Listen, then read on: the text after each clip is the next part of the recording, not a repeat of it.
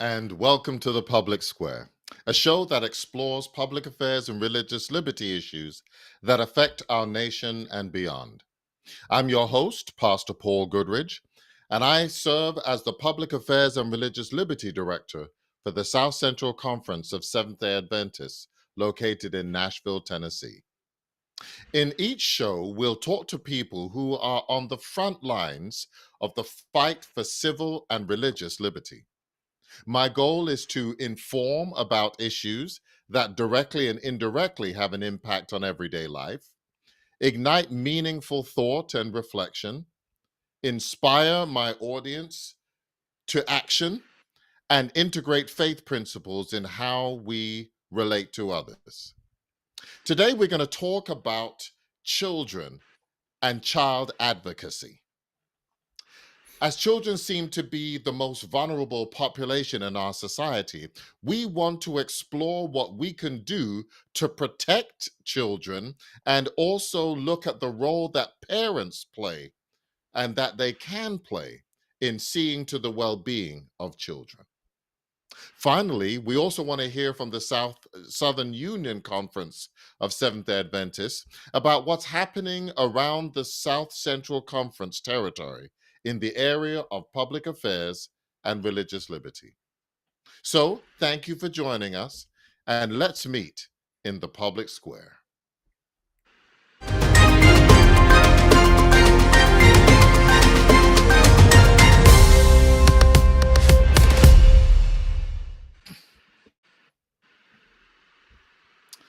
My first four guests are uniquely qualified to deal with the subject of children and parenting because they are all experts in their own right.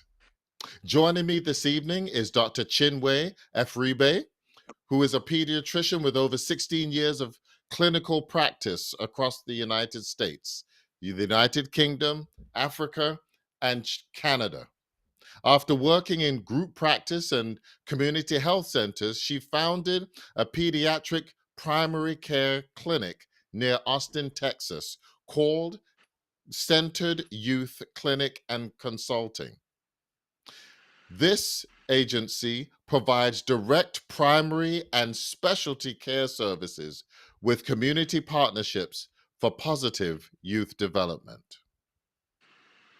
Also, we have Pastor Mark Raffel, who serves as the children's pastor at the Oakwood University Church in Huntsville, Alabama. He's an ordained minister as well as a teacher with over 30 years of experience working with children. He's worked with children and youth in both public school, church school, group home care, special education, and the church. He and his wife, Rhonda, have 7 adult children and 10 grandchildren. Speaking about his calling to work with children, he says, "I believe God has sent me to bring adults to Christ while they are children." Also joining us is Carly Cole Cavins, known as L. Cole, who is an award-winning sickle cell advocate, author of 8 published books, and podcast producer. She's the founder of Cleverly Changing LLC, a media company that empowers parents and advocates for children with chronic illnesses like type 1 diabetes and sickle cell disease. Ms. Cole Cavins aims to increase health literacy in young people with chronic illnesses. She's also a recipient of the Bronze Congressional Award issued in 2005, which is the highest honor a member of the United States Senate or House of Representatives may bestow upon a youth civilian. She co-hosts the Sickle Cell Caregiver Summit with the Sickle Cell Community Consortium each year and is the proud mother of twin daughters and a wife to husband David Cavins. And finally, we have Joseph Roberts, who's a speaker, entrepreneur, a radio host, and educational consultant. He's a gifted educator and has worked with youth for the last 20 years. During this time, he's developed and implemented methods of connecting, correcting, and directing young people to live happier, more fulfilled lives. He actively uses these methods in the classroom and in his company, Clear Tutoring. He also trains educators, parents, and organizations to work with young people to do the same. Joseph believes that with the right information and inspiration, teachers, students alike can both have better results while enjoying the journey. Welcome, everybody, to the public square, and thank you for joining us. All right, there you are. There you are. Welcome, welcome. So let's just dive into this, and I'm going to begin with you, Dr. Afribe. From your perspective, what would you say are the top three issues facing children today? Yeah, thank you so much for this opportunity. It's a pleasure to be here. Um, it's a very interesting question, and it depends on who you ask and what region of the country we're addressing. So here in the United States, through the CDC, the Center for Disease Control, they have the three top things that cause death for children. The most common for kids less than 9 years old is genetic conditions or cancers, and then the older they get, it's homicide and suicide, right? But in my opinion, I think what we're starting to see now is conditions that don't really cause death, but maybe cause disability that are really affecting how our young people function in society and amongst themselves. And so the things that I think of are risks that are associated with technology, where it's affecting their mental health, how they self regulate, how they manage their focus and attention. I see relationships being something that puts our children at risk. You know, how you communicate with different people of various backgrounds, ages, and ethnicities, really. And then chronic health conditions that we're now seeing present themselves earlier and earlier in age that we used to not see until they were adults. And so I feel like we're sort of like moving to this area of like um, it's not yet uh, a serious sort of like presentation that causes morbidity, like where they're dying, but it's really affecting their functioning. And we're really having a hard time balancing health promotion as opposed to, health risks, like risks versus promotion. How can we be able to teach our children how to self-regulate, how to balance some of these things that you have to experience, but doing it in a way that is healthier for them. That's my Okay. kind of like my perspective. Okay. So as I go around the square, Pastor Rafael, in your opinion, what do you feel are the top three issues facing children?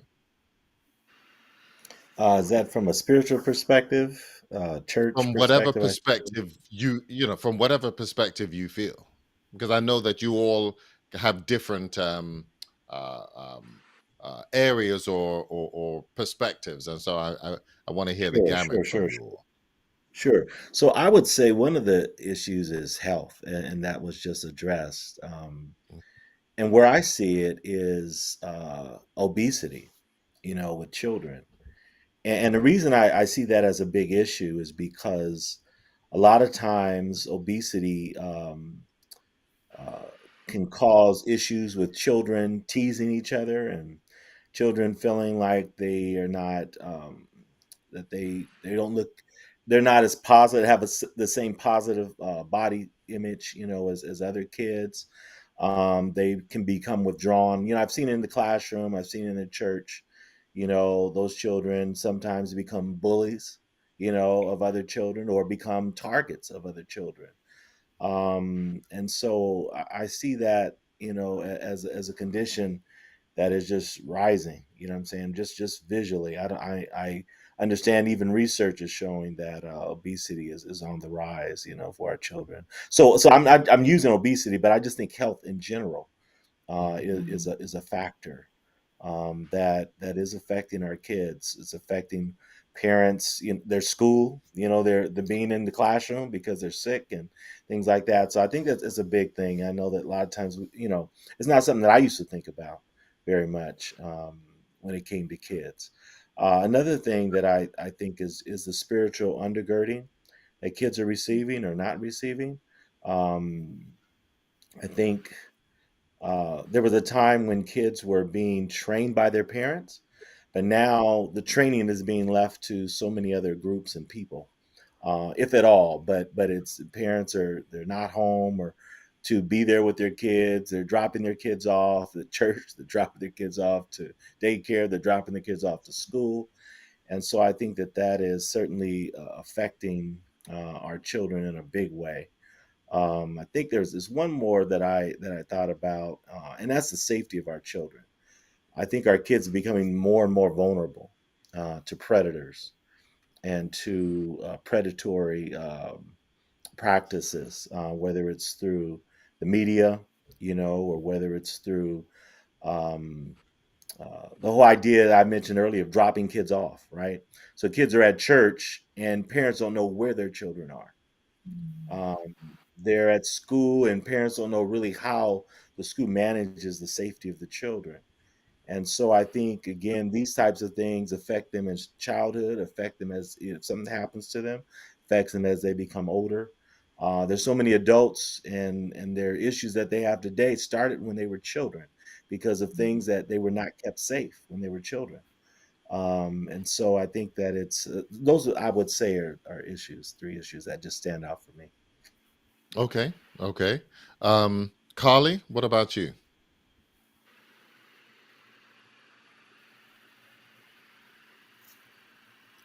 Mute. All right. I think we you're muted, or I think we've lost So, your audio. Oh, there you go. okay. Okay. So for me, I would say some of the ones I would have mentioned were definitely touched on, but I would add that um, online habits and having a place of support is something that I feel that our youth they don't necessarily have large support networks like we did in the past. In the past, we had villages, whole neighborhoods that cared. And now we have very few isolated spaces. People are very more selfish. We're looking inward at what's good for us only, and not necessarily what's good for our community, what's good for our children at large. And I think that kind of hinders their support network.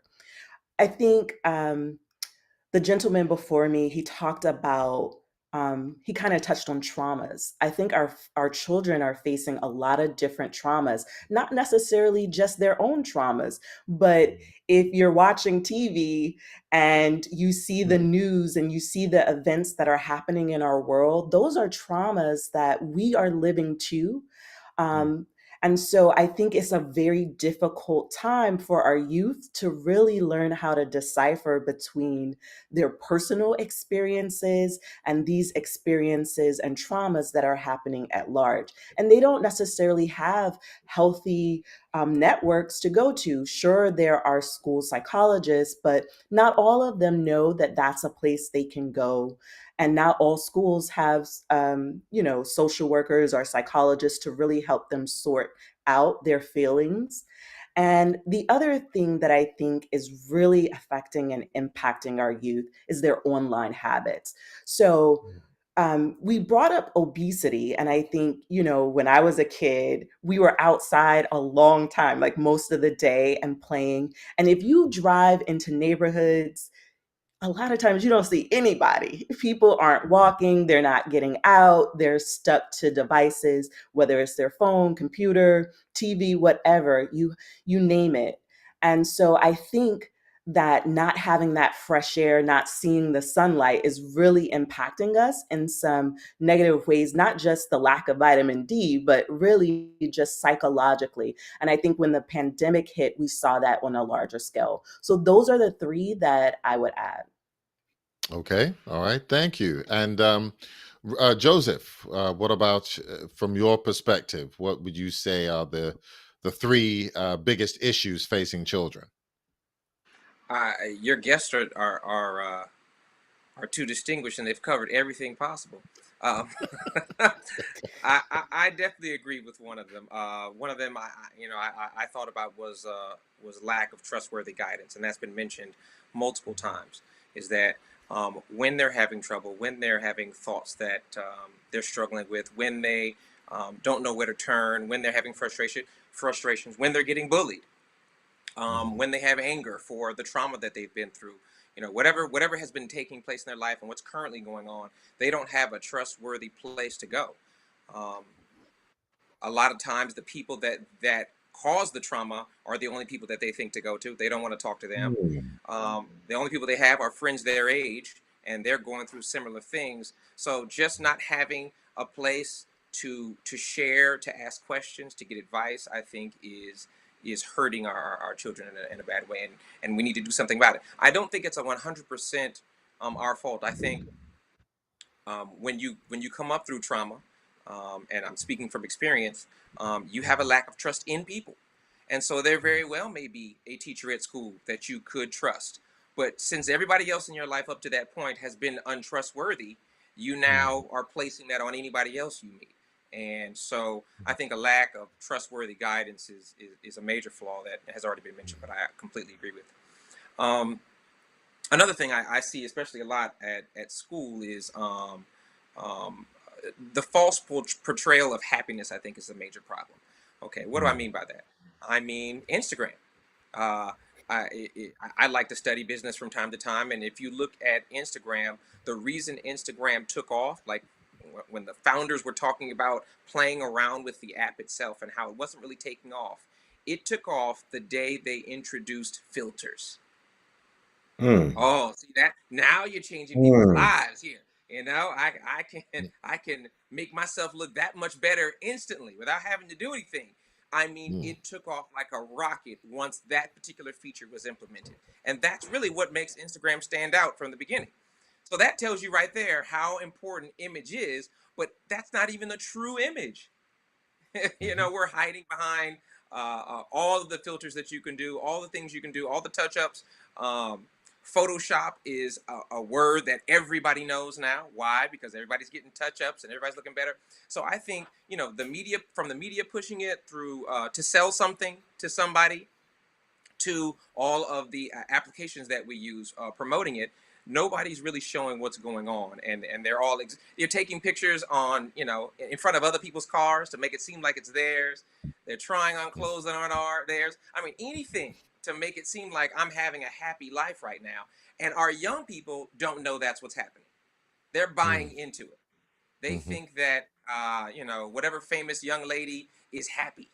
She's not. She's smiling in that picture, but when she stops taking that picture, she has the same problems that you have. And I think they're buying into that. And so now they're saying, well, I don't have that. I don't have the car and the clothes, and I don't look like that. And so, that's what's wrong with me. And then they take that, internalize it, and and it leads to depression, it leads to anxiety, and a whole litany of other things. So I think that's a major problem.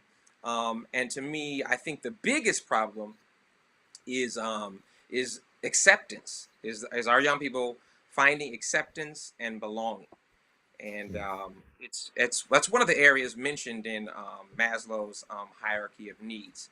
Um, the bottom level is the physiological needs like eating and air and food, and then Mhm. above that is safety needs, like just making sure you have a place to sleep at night and making sure you're not getting beat up or killed. And then there's love and belonging, right, on the next level. And then there's esteem, that people respect you and care about you. And then the top one is self-actualization. So he's implying that, first you need to make sure you have air and water and food. Then you need to make sure that you're safe. I'm gonna say that I disagree with him, and I think that the love and belonging, the acceptance is number one, because I have seen people go without food because of the frustration of not being belonged. They don't want to Mhm. eat dinner. They don't feel like eating. They're ignoring lunch because they don't feel accepted. They don't feel like they belong, right? They don't. They will join a gang knowing that it could kill them. It could get them hurt. They throw safety completely out the window. They'll do something wild in front of their friends, all so that they can be accepted and to belong. And so, in my mind, that's one of the biggest things our young people are suffering from right now is the acceptance and belonging. Okay. Okay. Thank you. Thank you. So, you've each shared, and there's some common things, and I think we want to drill down a little bit, because one of the things that a number of you talked about was this idea of, and Joseph, you just mentioned it, like belonging, but more than, but also in terms of this idea of safety. um, we think about the school shooting, that just keeps rearing its ugly head, and this idea of our children not feeling safe. Um, Even if you think about home, not feeling safe at home. Um, what are some of the reasons do you feel that um, our children are not feeling safe? And any of you? I, I'll briefly start. A video went viral recently, and it was from not too far. I'm from Huntsville, and it was not too far from here. And it was a video of a school who had uh, units installed in their classrooms where you bring it out and it makes a square fortress inside of a classroom. It folds up and goes flat against the wall. But if you pull on a corner of it, it opens into a square and makes a fortress that all the kids can go inside and create a barrier inside there, like a mini, I don't know what you call it, bulletproof fortress inside of a Mm, classroom. If that's what's being installed in our schools, it's sending a message that we need this in order to be safe. Does that make sense? And so, if they weren't sure that they were unsafe, installing a bulletproof fortress in the classroom is a clear indication that there are some fears that maybe I wasn't paying attention to that I need to. So that's an example of it. The shootings now are causing so many shootings are now causing us to have to go to these extreme measures that are putting our children and the drills.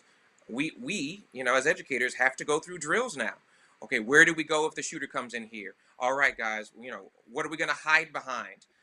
Is the door? There are procedures that we have to teach because of the real threat of our children. So I think those are some of the places. But now you talk about from a perspective of, you're an educator in school, but I know Absolutely. Carly, I believe you're a homeschooler, um, but yet you know children may not feel safe at home. What do you feel are some of the contributing factors of that? I think that it's really the parents, even when you talk about the educator side and being at school, a lot of times these problems are taking place because the parents are often overworked. They're spending more time doing work and trying to keep up than really spending time with their kids, and so are knowing how to connect with their kids. Sometimes they may be around, and I think especially now, people are often in the same room, but they feel lonely. They're not able to connect. And so I think it's that connection part, that connection piece, where learning how to listen to your kids, learning how to balance that work life balance, I think that's contributing to children not feeling safe. Because if you're in the same room with your parents and you don't have any words to say to them and they have no words to say to you, how can you feel safe in that situation? And so I really think that the root of the problem starts with us as parents, learning how to make time for our kids and learning how to let them make mistakes without us ridiculing them, giving them a safe space to learn. Mhm. Often, either we're trying to tell them what to do and every single thing to do so that when they become adults, they don't know how to make their own decisions. This is something that we learn over time. And so I think us as parents can do a better job at that as we parent. And so it could be, talking to other parents to learn how we can do it better because we don't have to reinvent the wheel. People have done it before us. We just have to be open to it. Okay, okay. Those who are watching, we do want to encourage you to, share your comments in the chat, or if you even have some questions for our panelists, that you would like answered, we want to encourage you to engage with us in the chat. So, Dr. Efribe, um, you wear kind of two hats, one in terms of the medical as pediatrician, but also in terms of mental health, as you try to not just deal with the physical, but also the mental side of children and adolescents. So, from your perspective, in terms of this idea of safety and whether within school or whether at home, what are you seeing in your field from a perhaps medical perspective? Yeah. I definitely concur with what the previous speakers have talked about in terms of how the caregivers are either role modeling imperfection or role modeling problem solving for their children. Because I'll tell you, even in the primary care setting, the reason why some of us have had to go to learn some like counseling, coaching skills, is because the most of our chief complaints are not just sore throat anymore or Mm, injuries. It's, oh my goodness, my daughter wanted to commit suicide last week. I can't tell you how many suicidal threats I've gotten as like just the main reason for their appointments in my pediatric clinic. They do well checks, like the usual standard for most of our teenagers is once a year you go and you get your checkup, height and weight growth. If all that's fine, it's like, all right, see you back in a year. But now, like I said, it's no longer just about life and death. It's about like that in between functioning. And so the safety aspect is one, the parents are finding a hard time knowing how to use the language that is either relevant for the young person to have the young person see them as a safe space. But at the same time, the adults are being truthful in that I'm trying to put my oxygen mask on and I mm, don't know what to do with my young person because I'm trying to, keep my head above water as well.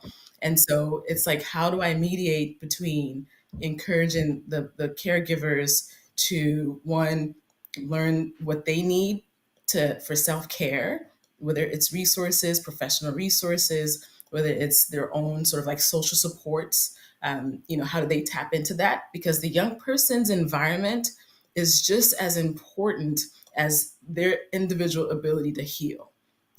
Anything that happens with young people, I tell the parents, it doesn't happen in a vacuum. mhm, They are being triggered by something in their environment, whether it's their home, whether it's their school, like whether it's their relationships and friendships, or even extracurricular activities, and the goals they're trying to set for themselves that either may be unrealistic or just unattainable, and they don't necessarily know the difference between the two. So yeah, I see that in the clinic now, and it's really us trying to figure out a way to like manage that. And what we do in our clinic is really one, talk about how we help, developing self awareness. Now it's funny that whole idea of self awareness. It's really dependent on your senses. Like, how do you feel? How do you sense touch? How do you sense sight, smell? Our children aren't being still enough to be able to tap into their own self like sense of being. I guess that's the word I'm looking for. And so we do a lot of, just either scenarios, role playing, like, what do you look like when you're angry? What is that? How do you feel in your body physically? Or what triggers you? How do you know that you're angry? What is that like? So just tapping into that, I feel like getting young people to be in tune with their bodies is very important. And when we were growing up, we didn't have anyone needing to teach us because either we were already outside or we were in these connections and social relationships that, it just happened. And we learned them naturally. But now, because we're in silos, there is this need to be intentional about providing these opportunities for young people. And I think that's one of the things that I share with parents to say, yeah, we got to get them out the house, or you need to get them into, some sort of, whether it's a church program, a nonprofit youth program. Experiential learning is another thing that we really emphasize, because it's through those experiences that young people learn like social cues, and self-regulation. There's this one activity, I'll say this and then I'll end. um, there's talking about like how we help young people learn using what we know about neuroscience, right? And there's a lady that has like a toolbox of junk that she carries, and she goes to classrooms, and she, for example, will have like a shoestring. And one of the activities she has the young people do is like, here's a shoestring. Find two ways to use the shoestring that is not related to what you would not normally think it's used for. The first is like, oh yeah, for my shoes, but it's like, think outside the box. How else you can use this shoestring? And that activity allows them to really tap into their critical thinking, mindset shifting, being able to say, well, how can I adapt? Like adaptation and adaptivity is something that is very important for young people to be able to manage all these health issues that we're talking about.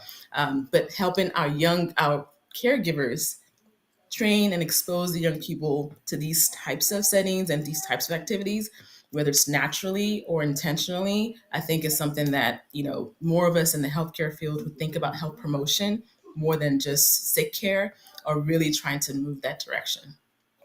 Okay. Can I Okay. can I piggyback? Yeah. She made me think about, how the silo effect, the COVID effect, has affected education as well. And we've always had what's called SEL, social emotional learning. We've always had that, but it's exploded now because now there's an extreme need for our young people, just as she mentioned, to be taught, how do I react when someone takes my toy? What is an appropriate response?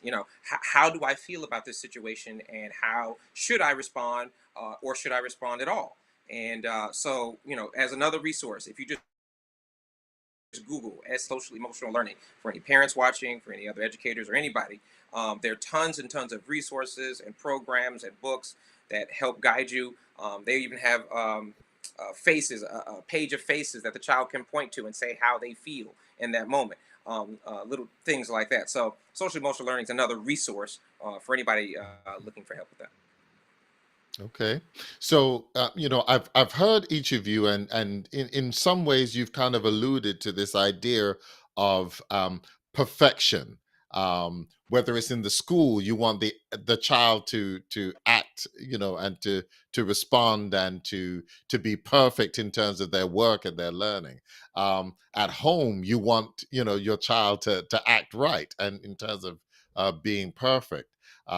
From a medical perspective, you're looking for the child to be well and free from mental illness, etc.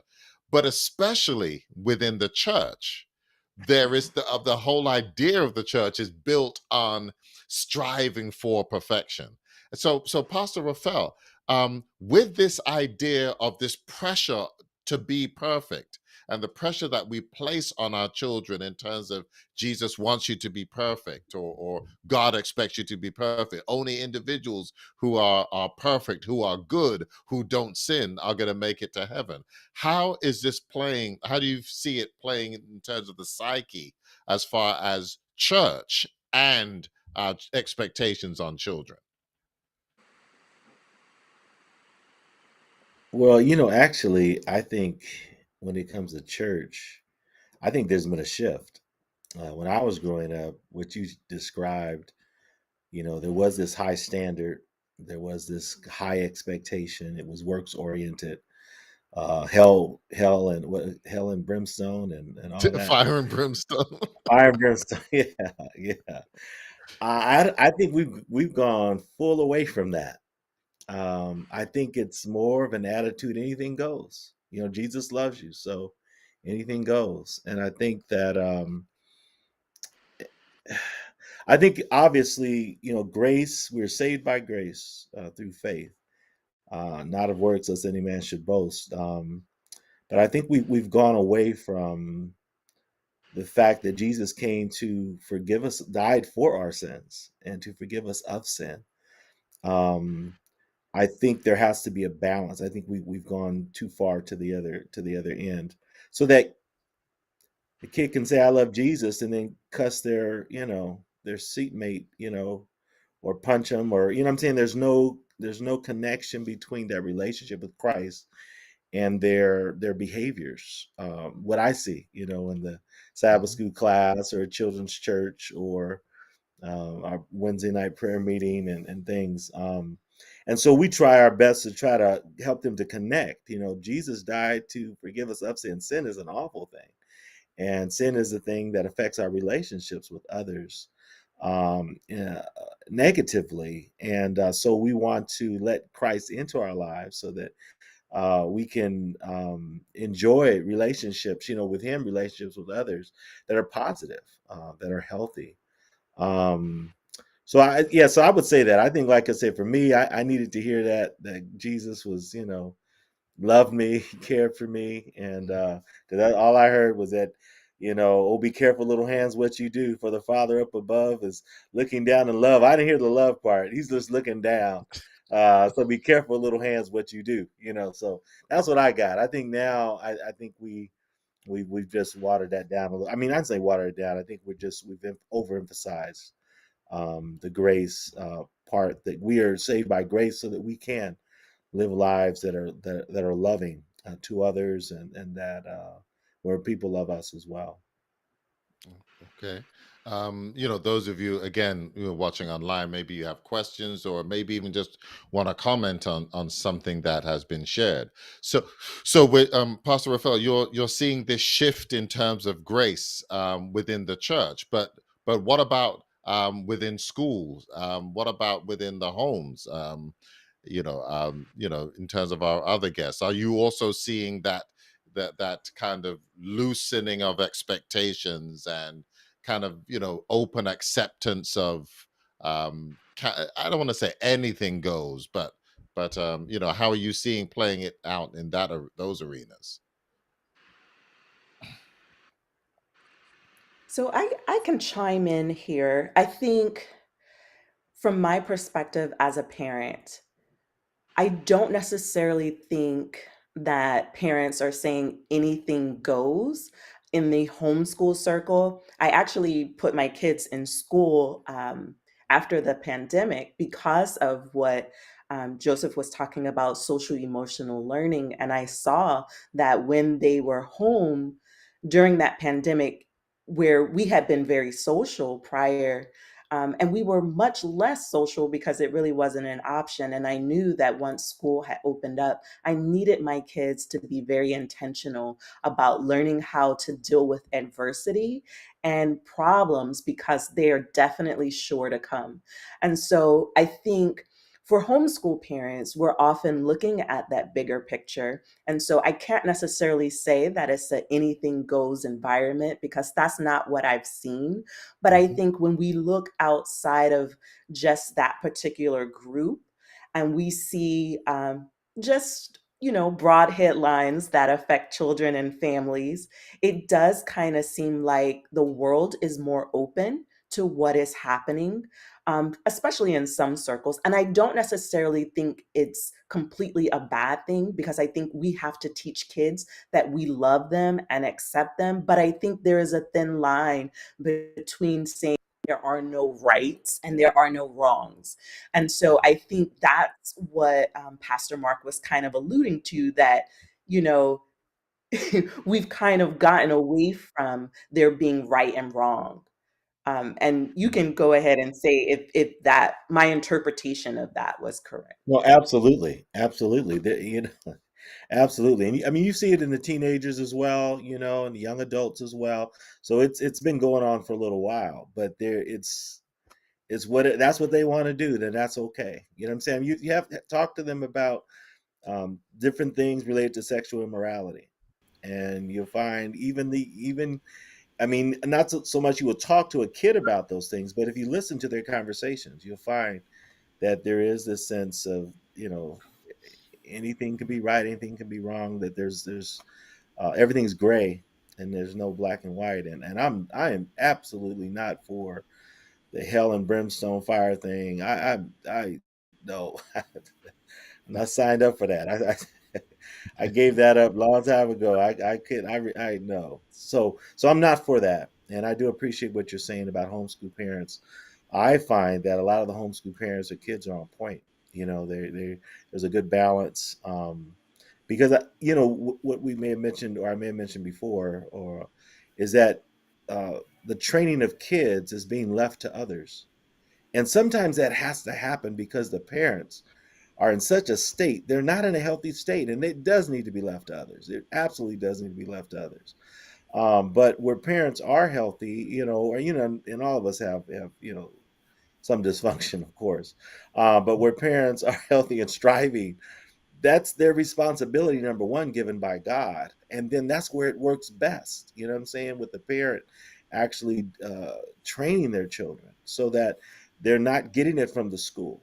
You know, when I was in the public school, and I don't know how it is now, it's been some years now, but we had as our reading books, chapter books was Harry Potter. And so that was what kids read. That was a required reading. The kids had to read that, because and so of course some parents may have protested and said this is in the public school, but there was just, I'm just saying the things that kids are exposed to. If parents are not guiding them, again, it's I love what was said, that they should realize that God loves you, whatever. God always going to love you, right? So that's important for kids to learn and understand. But there is a right and a wrong, and there's some things that are good for them and healthy for them. There's things that are not healthy for them. So yeah, you did sum up what I was saying. I appreciate that. Okay, so as we're beginning to kind of turn the corner and start to kind of land the plane, um, you all are coming from, and yes, there's some interconnectedness, but I'm also seeing some unique perspectives as we look at this 360 view of children, whether it's the church or whether it's the school or whether it's the home or whether it's from a medical or a mental health perspective. So if I were to ask you, we've looked at the problem, we've kind of looked at how we got here. What would you say would be, maybe one or two things that either our parents or maybe the institutions that you may loosely represent can do to help to advocate and fight for and turn the tide when it comes to the perils or the issues that our children are facing? Mhm. And Dr. Efribe, that we can begin with you. Sure. Well, I will say loosely representing the healthcare field, very, very loosely. I will say one of the things that is driving me in my clinic now is how we redesign health services for youth and young adults, especially young adults. Because as a pediatrician, most of us got training to care for young people 0 to 18, but there is this in between 18 and 24 that we almost kind of like left behind in terms of how are we preparing them to enter health spaces, to be advocates of their own well-being, to be able to, one, again, be self-aware, to know their needs, their healthcare needs, but then being able to access the right care that they need, that involves how they maintain health. So my recommendation, I think what my mission right now is, really focusing on preparing young people to understand, health systems, their health, so that when they present as adults, it's not a foreign thing. It's not a foreign thing to be able to talk about their own like symptoms, because most of the time, even for some teenagers, if the parent is in the room the whole time, if I'm asking them questions, they're looking to their parent like, okay, what's the answer? What should I say now? And so for us, what we do and what we're trying to recommend, and a lot of us in the field of adolescent medicine, is we are kind of like coaching our young people to be able to, learn how to self-report information, but not neglecting the caregiver's role as a scaffold. So it's not to say, oh, forget the parents, put them to the side. It's not only about the young person. It's to say, no, let's at least give them that space. Someone mentioned earlier that we're not even allowing them space to try and even try and fail, and try and get back up again. Like, we're not even allowing that room. It's like we just want to be there the whole time as helicopter. But it's like, no, sometimes we need for them to, like, practice and role play certain scenarios, so that when they are independent and on their own, they're not feeling like, a deer in headlights, not necessarily know which direction to go. So that's what we do, is do a lot of coaching, but also guide the caregivers on how to support their young people as they're developing milestones.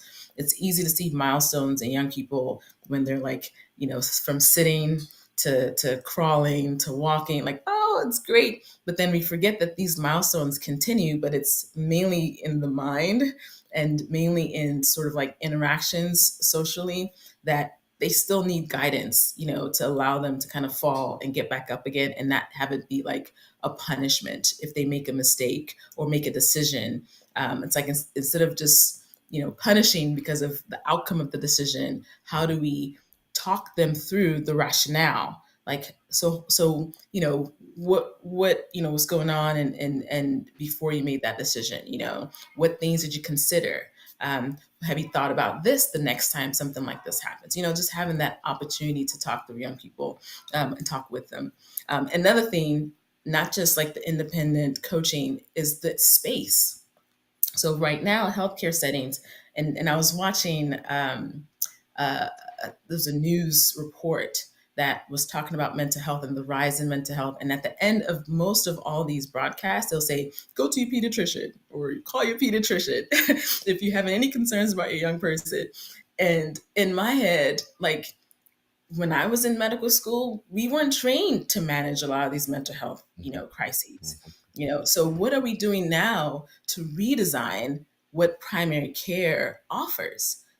It's beyond vaccines now. Vaccines are important. Don't get me wrong. I don't want anyone misquoted saying, Dr. E does not support vaccines, but it's to say it's beyond that, because infections, while they're still, affecting our young people, there are other things that they're dealing with that we need to address in primary care.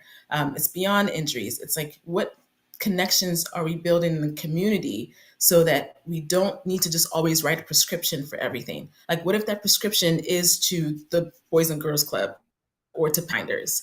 Like, that is a prescription, is your social connection, right? Or your prescription is to so I partner with a lot of community organizations in where my clinic is based, and so I have a partner for healthy relationship building. They're called Safe Alliance. So if I identify a young person in my clinic that is going through violence, exposure, bullying, I refer them to this community program, because I can't do everything in my clinic, and I can't just refer for them to see a therapist. Even though that's also helpful, they need exposure to that environment where they can learn some of these skill sets. And so luckily there are organizations, and I think there's so many community organizations that are youth serving, that I feel healthcare professionals need to really align more with, because it'll be a great way for the young people to get reconnected to the resources around them, and not only see the healthcare setting as the only safe haven, because it's not really, and it doesn't have the capacity to, because sometimes there are appointments, it takes 2 months to even get seen. So it's like, but how can we partner with community organizations who are already doing this work, that allow these young people to learn these SELs naturally, if they're not getting it in school settings, for whatever reason, or at home for whatever reason. But there are a lot of groups that are already doing some of this work. So that's my mission. That's what we're doing at CYCC, is, prescriptions that are just a little bit unorthodox. Okay. But yeah. Okay. So you talk about community settings, and Carly, I know that the work that you do, you're big into building community, especially for parents, not just around sickle cell or health issues, but just a community for parents to be able to learn and grow and etc.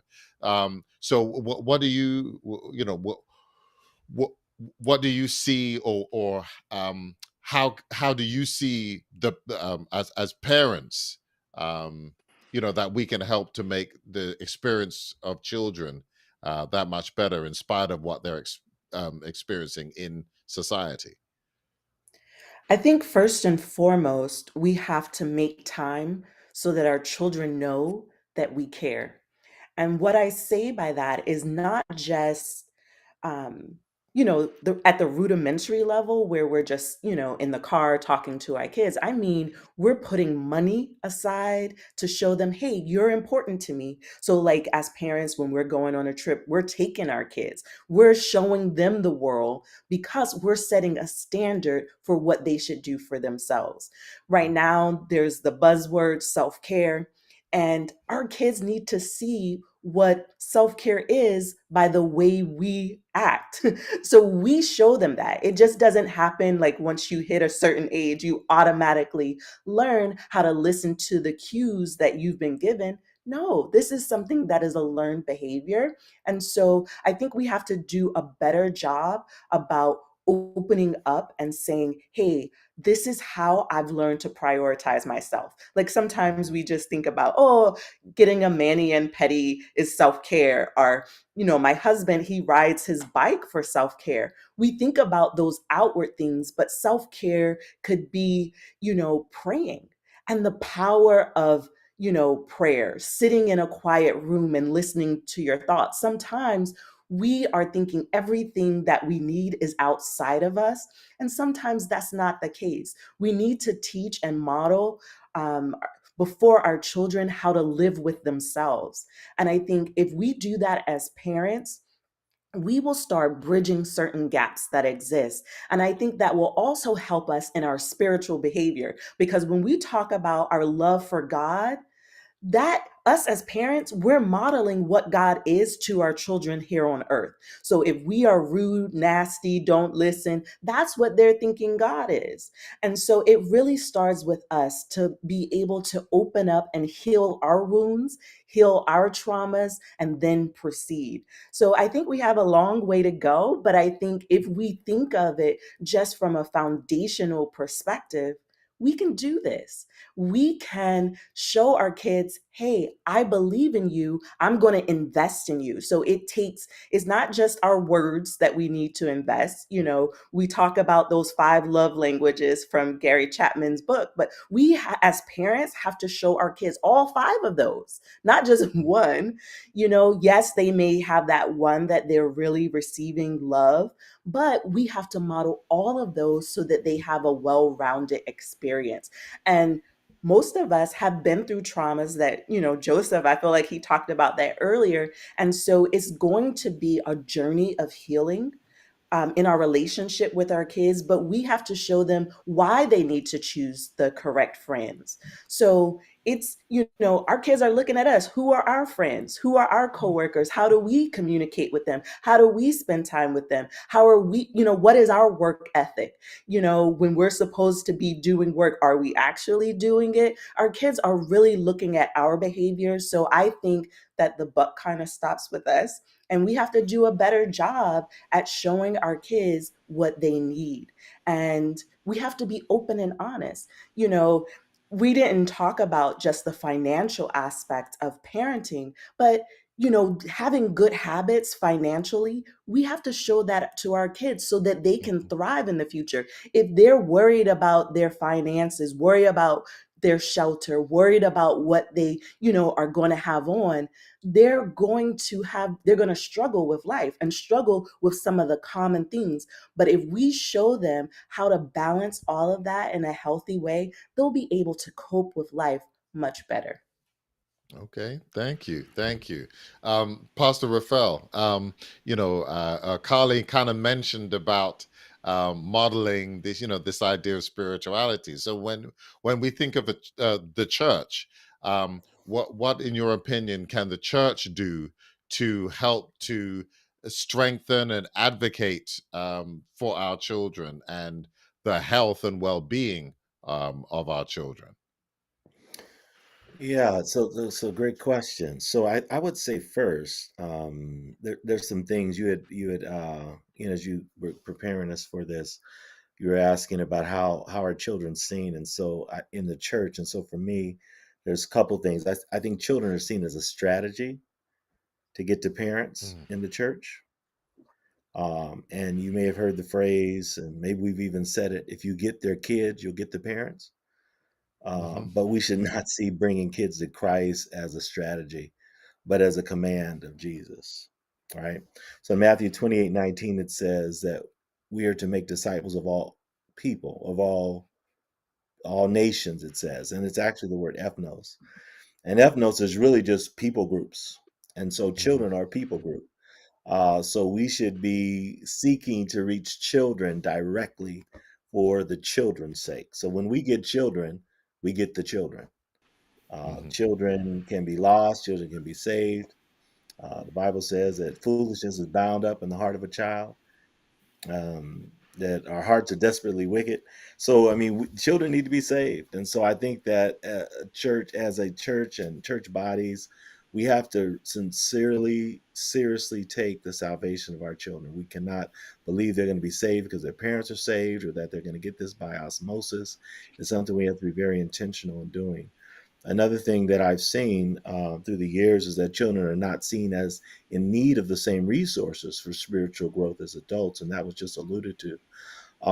Look at if you look at your church budget, you'll find that um, very little is earmarked for the kids, and more mhm, so it's earmarked for the adults. If you go into a children's church service, you're not going to find a band. You're not going to find a special music person flown in from anywhere or a special speaker flown in with honorariums. But somehow that's important for us to do for adults. mhm, I think that if it is important for us to do for adults, we should use the same financial resources and make and more. Disney gets it. Lego gets it. I mean, all these different entities, they get it. They know how to invest in kids. They know you must invest in kids in order to reach that, that bottom line. And our bottom line is salvation for our children. So I would say we have to put the resources, the finances toward it. That shouldn't be a question. Oh, we don't have it for our kids. We should always have that for our kids. And then almost finally, we see our kids as the church of tomorrow, and I think we can't see our kids as the church of tomorrow. If it's a children's day, in fact, we have a children's day. I mean, if they're the church of today, then they should be participating in the church service, not just on Children's Day. mhm, We should see them as a church of today. I think of the life of Samuel and how, in his time, um, God was only speaking to him. The Bible says that's in First Samuel chapter 3. Anything that God said to him, it came true. People were coming from all around to hear from Samuel, who was a young man or even a child, who God was speaking to. He said, "Speak, Lord, for thy servant heareth." And God was speaking to him ever since. So God is speaking and can speak to our kids now. We don't have to wait till they become teenagers or young adults or adults. God may use them even today to do something, no matter what their age is, to bring others to Christ, to give wisdom, to prophesy. It says in Joel 2 that our young children will prophesy, girls, mhm, boys. So I think we have to take that very seriously, take ministry to them very seriously, so that we are actually seeking to reach them intentionally, uh, put the resources there, and then treat mhm, them as if today they have a message from God. They can have a message from God, an idea from God, a plan from God. God could actually speak to us through them. And last thing I will say is I think a church is doing its best in children's ministry when it's empowering the parents to do their best. So I so appreciate what you're doing here, Pastor Goodrich, and having this conversation. And everyone who has been hosting. It can't just be what we would call spiritual. Parents need everything that was said. We need to be empowering as churches. We have that almost what do you call it? Captive audience. People come there every week. People come there on Sabbath. People come there on Wednesday. People may come there Friday night. We need to be empowering our parents to do everything that was said here today, to know about their health, to know about how to improve their emotional health, and know about how to protect them. And so not just speaking to the kids, but we need to be pouring into the parents, not just pouring to the parents, which the parents can learn for their relationship with God, but pouring to the parents so the parents can know how they can pour in to their children.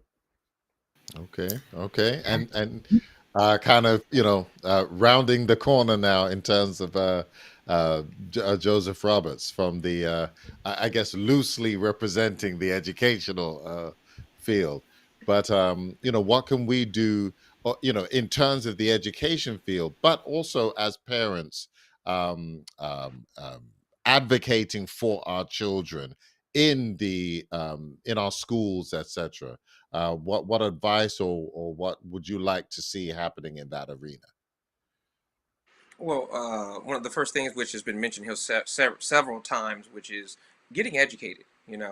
We talked about some things that can be looked into, but as a parent, like for myself, when I'm having issues, I'm googling it, I'm buying books, I'm trying to figure this thing out because I didn't get my degree in parentology. You know what I'm saying? I don't know what school gave that out, but I missed it. All right, and so I'm using the Bible, the basic instructions before leaving Earth. I'm using that as the basis, and then I'm finding anything else I can to educate myself. So that would be the first thing: is to get yourself educated. If you're having Mhm, issues, find someone, contact one of the people here on this screen.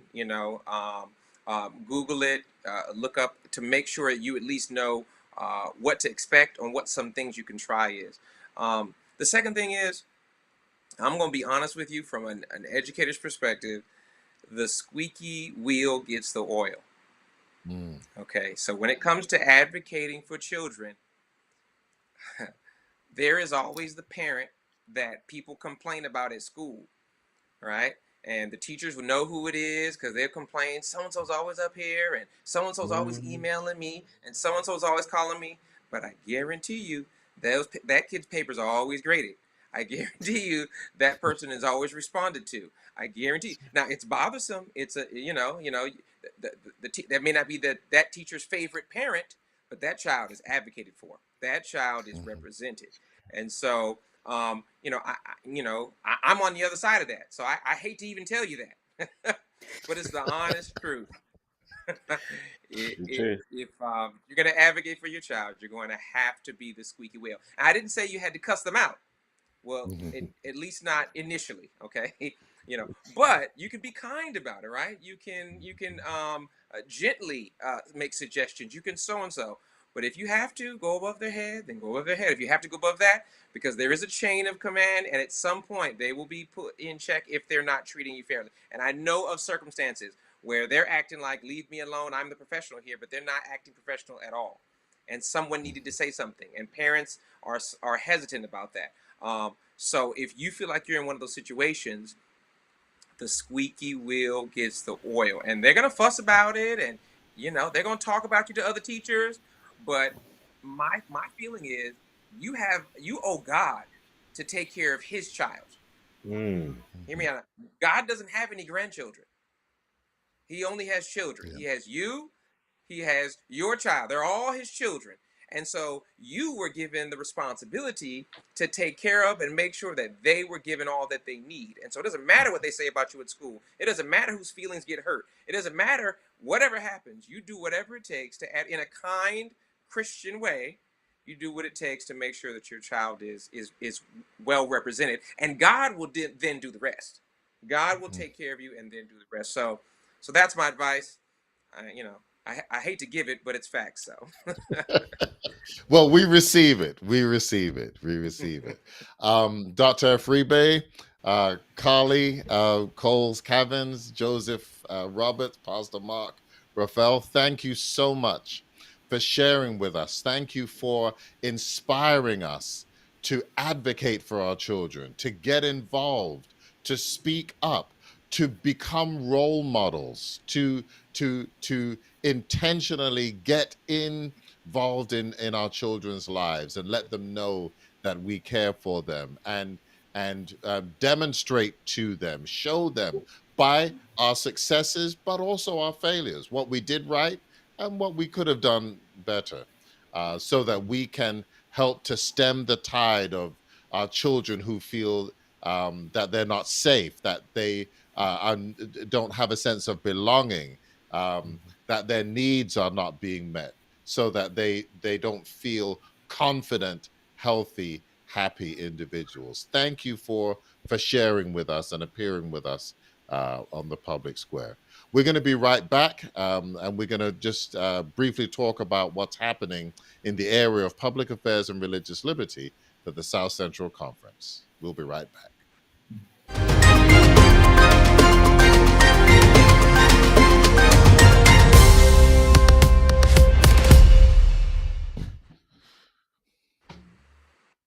So we are back, and we're going to be talking with somebody who is no stranger to us here at the Public Square, Kevin James. Kevin James is an ordained minister who has served as the in the Seventh-day Adventist Church for over 20 years.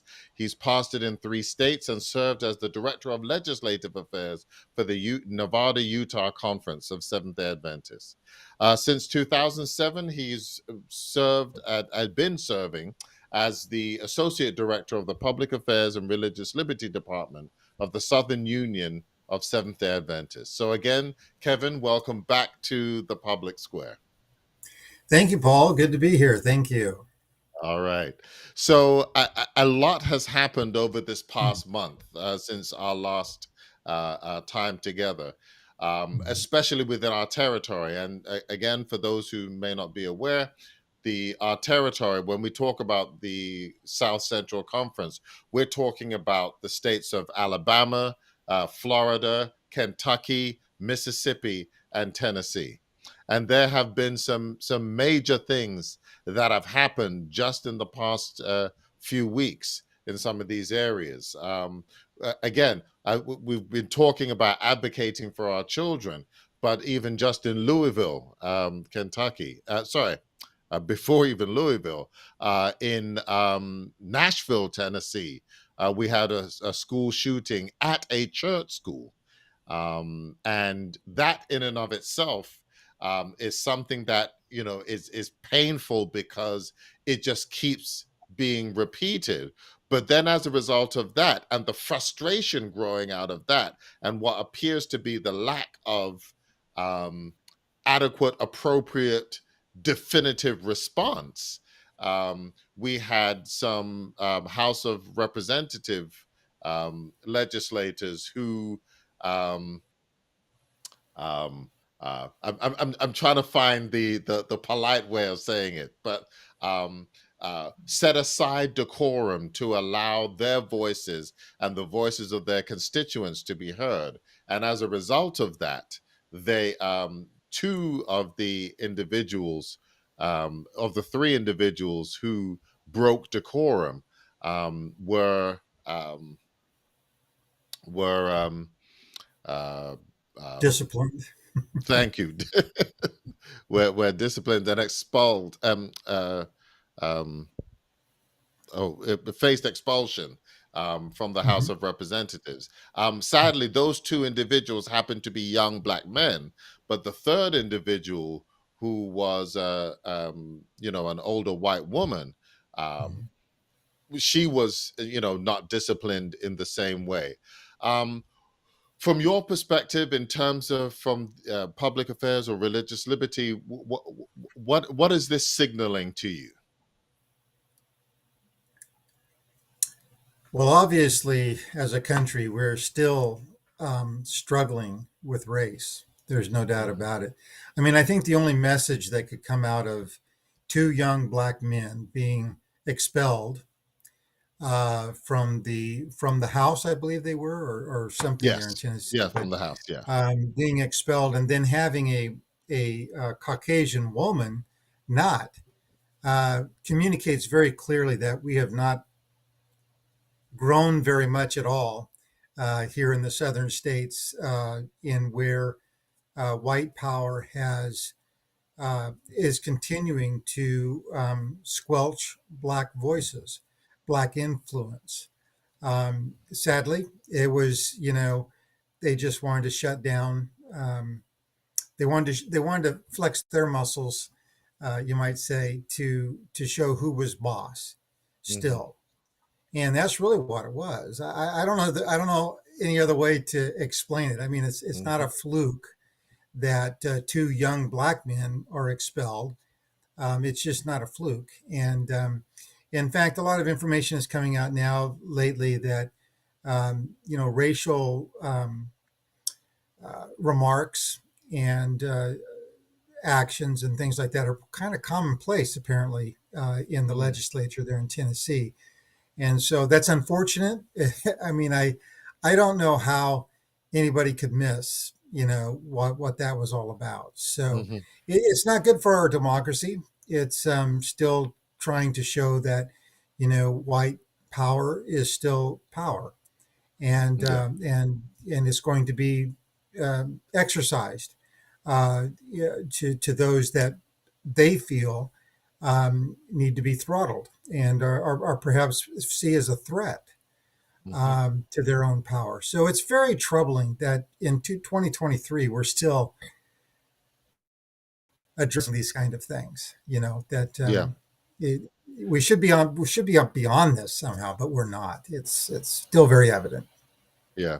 And so again, the catalyst for, the expulsion was the vocal disruptions of these three individuals, these three representatives, but they were frustrated and were speaking to the frustration of their constituents based on the lack of adequate proper response when it comes to gun control, with the legislator in Tennessee, especially on the heels of the shooting in Nashville, Tennessee. And again, there was another shooting. It wasn't in the school, but in At a Kentucky. bank, yeah, Yeah, at a at a bank. at a bank in Kentucky.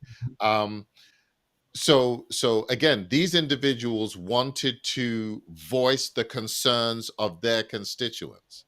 So Correct. here in South Central Conference, we are feeling the real aftermath or the real effects of shootings, etc.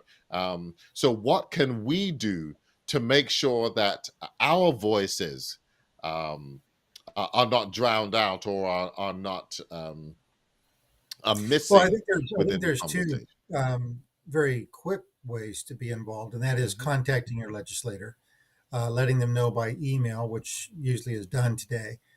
mhm, You can do it by letter, but just a respectful letter stating your views, your concerns, and the urging that they um, take try to work together to take appropriate actions to try to mitigate these kind of shootings as much as possible, and or show up peacefully at the legislature and protest like many were doing mhm, um, over the fact that there was no real response legislatively. um, but that's about what you're going to have to do. Sadly, in this country, we've always had guns, and we're one country that has protected that right to the extreme. We're so far in the extreme now because this young man, or the young woman in the case of Nashville, and the young man in the case of Kentucky, both of them used assault style weaponry, mhm, which you know doesn't make a lot of sense why citizens should have that kind of weaponry without at least some kind of serious restrictions and those kind of things put on them. I don't know what that would be. Um, but the point of it is we've got so many guns. We yeah, have such yeah, a long history of tolerating the violence for sake of keeping our guns. I'll tell you, Paul, one of the things, I'll just be quite honest with you. mhm, After Sandy Hook, where kindergartners, first graders, and second graders were yeah, slaughtered by an AR 15, um, and there was no response, mhm, virtually, I kind of lost hope. I lost hope that if that can't turn hearts towards yes, sensible yeah, legislation, we're as a country in trouble. And it's just been played out now ever since these mhm, horrible shootings of our children. And we just had all the experts on about our children, and look, we didn't grow up in times like this. I mean, it wasn't that you and I's Yeah.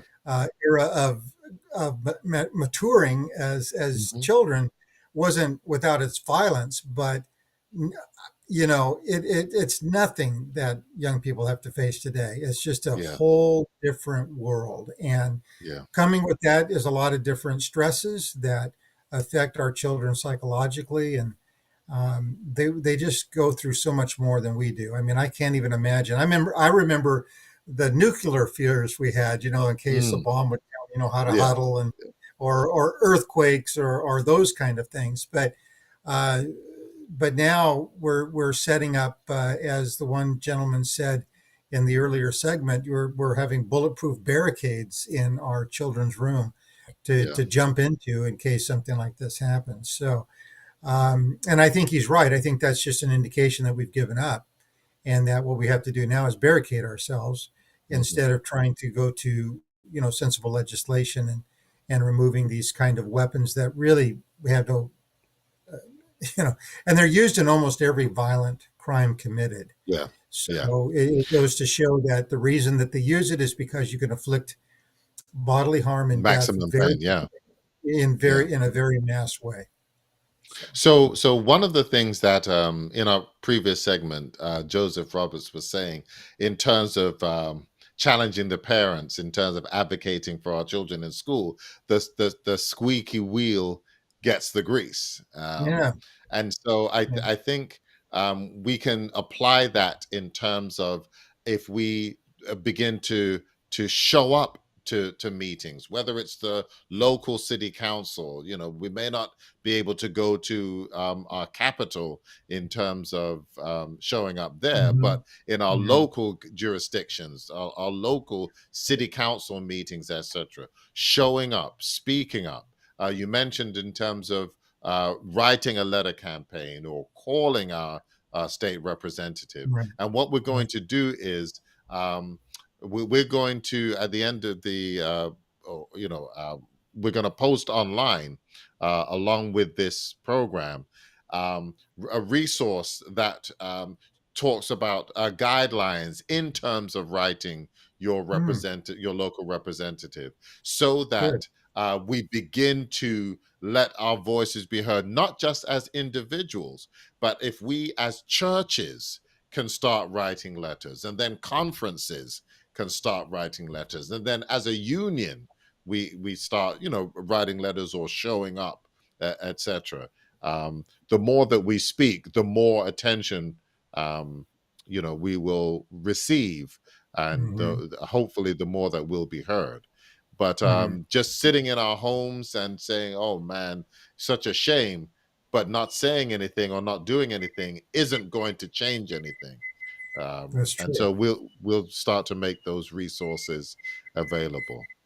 Good. Well, I know that we ran a little over time, but I want to thank you for sharing with us. And again, we're looking at how we can fight and advocate for individuals from the arena of public affairs as well as religious liberty, and whether it's fighting for children or whether it's fighting for sensible gun legislation, or whether it's fighting for affordable housing, or whatever these issues that affect us. We want to thank you for being on the front lines here in the Southern Union, and especially South Central Conference, in helping us and leading us, and providing resources for us. And so thank you for Hmm. what you do. Oh, you're very welcome. Thank you, Paul, for having me. All right. We'll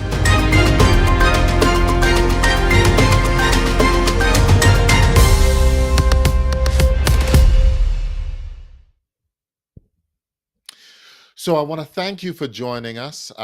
As we've talked about advocating for our children, a number of things that we've learned in terms of speak up for our children, be there for our children, model for to our children, both the good, or the things that go well and things that don't necessarily go well.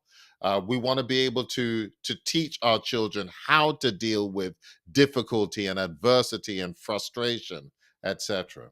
And so, if, whether it's speaking to your medical professional in terms of speaking up for your children, or speaking to your school in terms of speaking up for your children, or joining a parenting group, um, getting the resources, learning more, getting involved in church, and just the interplay and interaction with other parents who may be going through what you are going through or experiencing. We want to encourage you to get involved, to advocate for our children.